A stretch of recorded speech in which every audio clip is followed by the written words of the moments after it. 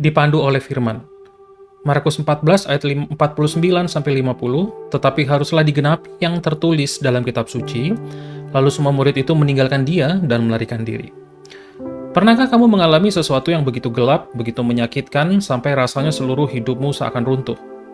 Dalam momen seperti itu, ketika segalanya tidak masuk akal, ketika orang-orang mengecewakanmu, ketika jalan di depan tampak penuh bayangan, apa yang bisa kita pegang? Izinkan aku memberitahumu apa yang Yesus pegang, kitab suci.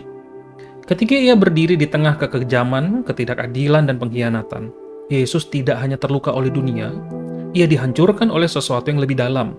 Sahabat-sahabat terdekatnya lari meninggalkan dia. Orang-orang yang ia kasihi melarikan diri. Mungkin kamu bertanya, bagaimana dia bisa terus berjalan seperti itu? Ini jawabannya. Yesus berkata bahwa hal itu harus digenapi, seperti yang ada di dalam kitab suci. Itulah jangkarnya, itulah kompasnya.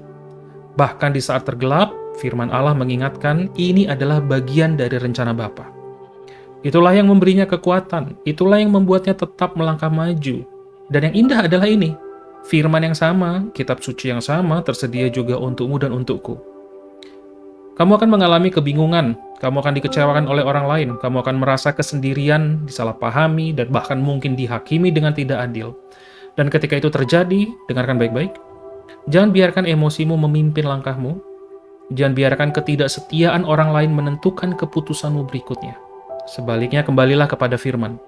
Biarkan kitab suci meneguhkanmu. Biarkan kitab suci mengingatkanmu siapa Allah sebenarnya.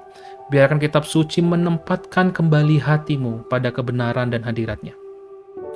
Izinkan saya memberikan gambaran. Bahkan sejak kecil, Yesus sudah meresapi kitab suci. Jadi saat hal-hal mulai tidak berjalan, tidak seperti yang dia harapkan, dia tidak terkejut. Dia hidup dengan keyakinan karena firman telah mempersiapkannya untuk semua yang akan datang. Dan hal yang sama bisa terjadi padamu dan padaku juga. Jika kamu tetap berakar dalam firman, bukan hanya seminggu sekali, apalagi sekali setahun, tetapi setiap hari, kamu akan siap. Ketika badai datang, kita tidak akan panik mencari jawaban, karena hati kita sudah diselaraskan dengan suara Tuhan. Dan Tuhan akan menuntun kita dengan aman dan sampai tujuan. Tuhan Yesus memberkati.